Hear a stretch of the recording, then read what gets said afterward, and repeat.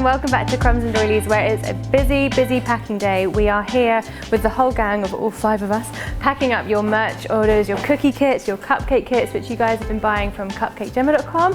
And thank you so much for all your support. It is amazing, and we are loving giving them to you and seeing all your photos as well. You guys are doing such a great job. So, something that you guys have been getting into, if you're new to this channel, is baking whilst you're in isolation or when you get home from work, busy day at work. And it's just really great to see you guys baking along with us. Last week we put up a recipe for a fridge cake, which is a really simple one tin kind of wonder. So I thought we need to do something along the same lines, nice and simple. And so I thought today I'd give you one of my favourite recipes for a home bake, and it is a Jamaican ginger cake. It is absolutely delicious. It's so simple. We're going to chuck it all into one tin, put it in the oven, and your whole house is going to smell absolutely incredible, and everyone's going to love you for it. So we're going to start by getting the tin ready. So I've got a loaf tin here. It's a kind of standard classic size, about 2 pounds. I'll put the kind of dimensions in the description box so you can kind of check it out if you're going to buy one yourself. And we're going to start by lining it. So I've got a little bit of butter here on some greaseproof, and I'm going to rub it all the way around the inside of the tin. And once you've got it all the way around the tin, we're going to line it with a bit of greaseproof paper. If you don't have greaseproof, that's completely fine. Just get a bit of flour and dust it all around the butter.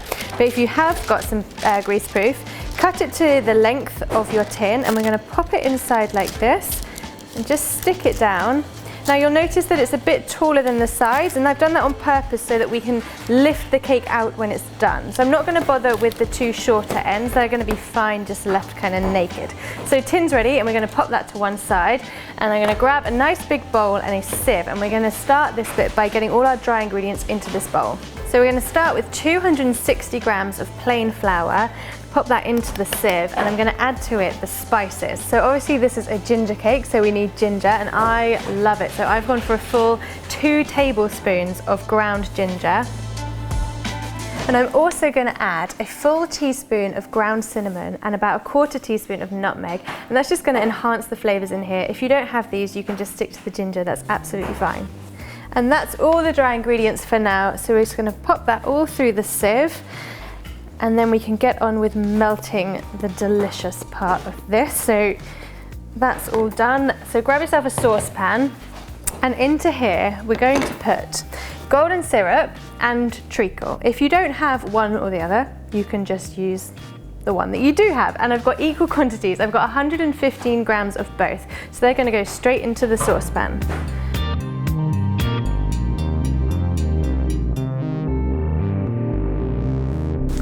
And if you can find treacle, I would totally recommend it because it is so sticky, and it's going to really add to the texture and the intensity of the flavour as well. So along with the syrup and the treacle, I've got 115 grams of muscovado sugar. Again, if you can't find muscovado, just go with a dark brown sugar or just a light brown, anything that you can find really. As well as 115 grams of butter, so cold butter or soft butter, it doesn't matter because we're going to melt it all together. And finally 115 mils of water, and once that's all in the pan, we're going to pop it onto a nice low heat, and we're going to heat it very gently. We don't want to boil this, and we're going to just keep it going until the butter has completely melted.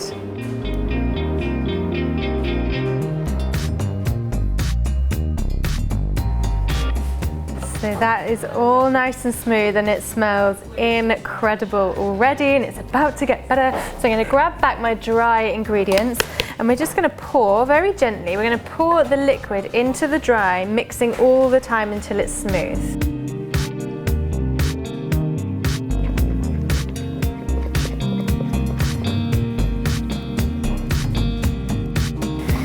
Okay, so we're nearly done, just a few more ingredients. So I've got 2 eggs here. Don't worry about what size they are. They can be small or medium or large. Crack both of those straight into your batter and mix them in as well. So those eggs are going to add some richness, as if it needs more richness with all that treacle and syrup in it. And the final 2 things we're going to add are some milk and some bicarb. So I've got a 3/4 teaspoon of bicarb here, just to add a little bit of lift to this cake, but I'm not going to put it straight in here because I don't want it to clump together. So I'm going to mix it into some milk. So I've got 2 tablespoons of milk here, and that's just going to help kind of spread it out nice and evenly.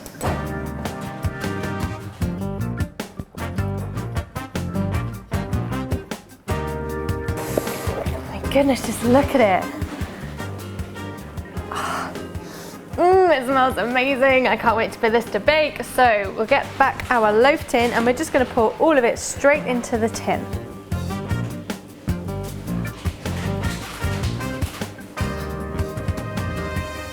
So make sure you scrape your bowl really well to get all of your mixture into your tin, and then it's time to bake it. So it's quite large, as you can see, it's quite full, so it's going to take a little while. It's going to take about 1 hour and 15 minutes to bake completely. We'll always check it with a skewer or a knife. Just put it straight into the middle of your cake. If it comes out clean, perfect. If it's a bit gooey, just pop it in for another couple of minutes, keep checking it. And we're going to bake it at a low temperature. So we're going to go for 150 degrees C with a fan, and that's low because it's going to be in for a long time. We don't want the top to get too kind of cooked and crispy. We want it to be nice and even throughout.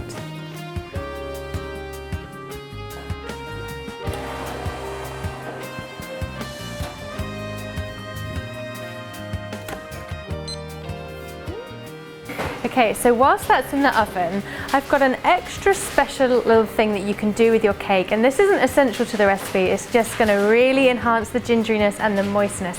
So we're going to make a simple sugar syrup, but it's going to have ginger in it as well, some fresh ginger. So it's really, really easy. I've got a small saucepan here with 250 ml of water in it, and to that I'm going to add 100 grams of caster sugar, and to that I'm going to add 50 grams of fresh ginger. And we're just going to chop this up into nice little chunks. I'm not going to bother taking the skin off because we're going to remove it at the end anyway, and that's just extra faff. So chop your ginger into little pieces about this big.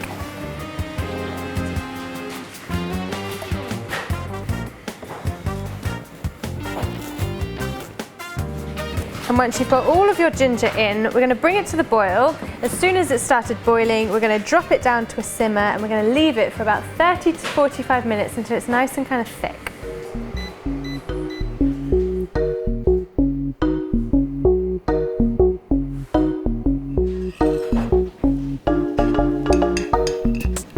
So the syrup was on the hob for pretty much the entire time that my cake was in the oven. The cake's come out and it looks fantastic, and it's still hot, so we're going to put the syrup on it now so that it all kind of is able to get all the way through the sponge. But first we just need to drain out all the kind of bits of ginger.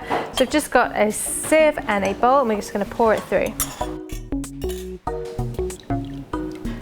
So first of all, we need to put some holes in the cake. So I've just got a skewer here, or you can use a knife, and just all over the cake, we're just going to stab a few holes.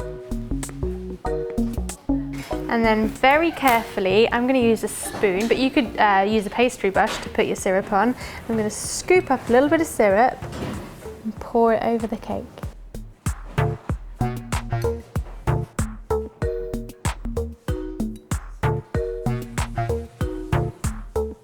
And you don't need to worry about using all your syrup. The best thing about this is that you can put it in a pot, put it in the fridge, and then add a little bit of lemonade to it, and you've got basically homemade ginger beer. So enjoy. But now we just need to let this completely cool down. So it might take like an hour, maybe a little bit more, and then we can take it out of the tin and cut it. So I'll see you in an hour.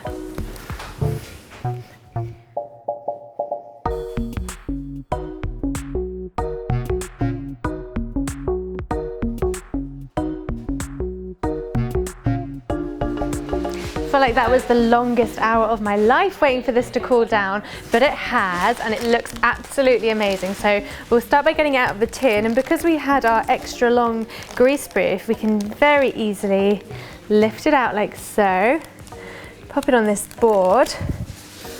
Smells great, feels really squishy, which will be because of that syrup that we added to it as well. So let's just slice inside.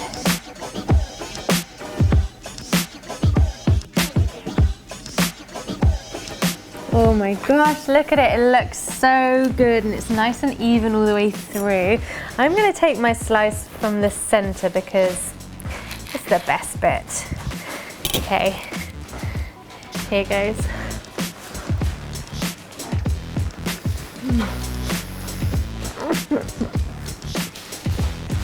Oh, it's so nice. And I really feel like you get that kind of fresh ginger taste as well from the syrup that we made.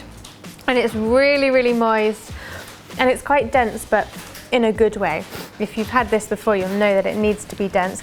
And the best thing about this, well, A, it's really easy to make. B, it tastes incredible. But C, it stores really well as well. Like, I actually think that these are better saved till the next day to eat.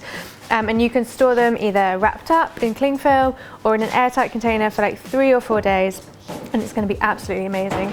And you can eat it just as it is, or you can warm it up. You can serve it with ice cream or custard. Some people like to spread butter all over it as well. So whatever you want to do, just enjoy it, because it's amazing, and it's going to make your house smell incredible as well. So I hope you enjoyed that one, and let me know how you get on in the comments box below, and take photos, put them on Instagram, tag me and tag Gemma. We'll put our links below as well, and use the hashtag CupcakeJemma. And in the meantime, head over to CupcakeJemma.com to see all our kind of merch and our baking kits as well, if there's something on there that you fancy to help you through lockdown. Dane and I are going to be back on Thursday, which is so excited, because I know you've all missed Dane loads. I've missed Dane loads. We've got a really amazing cookie recipe for you guys, and it's one that you've been wanting for ages. So come back on Thursday and we'll see you then. In the meantime, stay safe, look after yourselves, and happy baking. I'm going to have some more.